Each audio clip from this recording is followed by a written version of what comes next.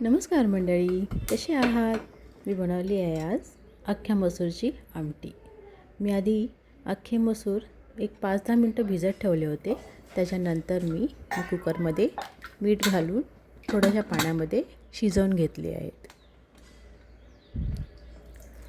अशी अख्ख्या मसूरची आमटी मी पहिल्यांदाच बनवते. मुंबईला गेली की माझी बहीण हे छान बनवते आमटी, म्हणून मी प्रयत्न केला आहे.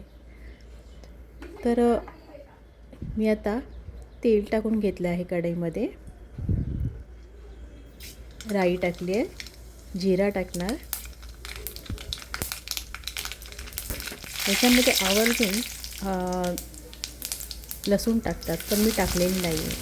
मी डायरेक्ट राई, जिरा, कढीपत्ता आणि कांदा, टोमॅटो टाकलेला आहे. मीठ टाकलं आहे आणि चांगलं मिक्स करून घेतलेलं आहे. मीठ ह्याच्यासाठी आधी टाकलं आहे की कांदा आणि टोमॅटो नरम होण्यासाठी.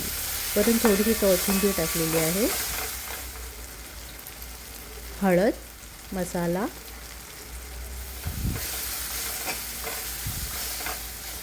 आणि हा गोडा वाटण आहे कांदा खोबऱ्याचा, तो मी 1 चमचा असं टाकलेला आहे.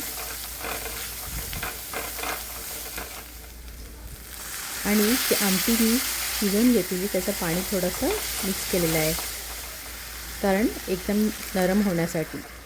ते 5 मिनटं मी चांगलं मिक्स करून त्याच्यानंतर मी आमटी मसूरची डाळ त्याच्यात मिक्स केलेली आहे. वरून हिंग टाकलेलं आहे.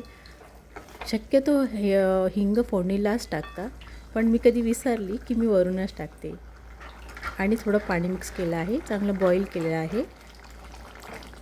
त्याच्यानंतर थोडं अजून पाणी मिक्स केलेलं आहे आणि वरून कोथिंबीर सर्व केलेली आहे. कशी वाटली तुम्हाला ही आमटी? मला लाईक, शेअर, सबस्क्राईब करा आणि कमेंटमध्ये नक्की सांगा.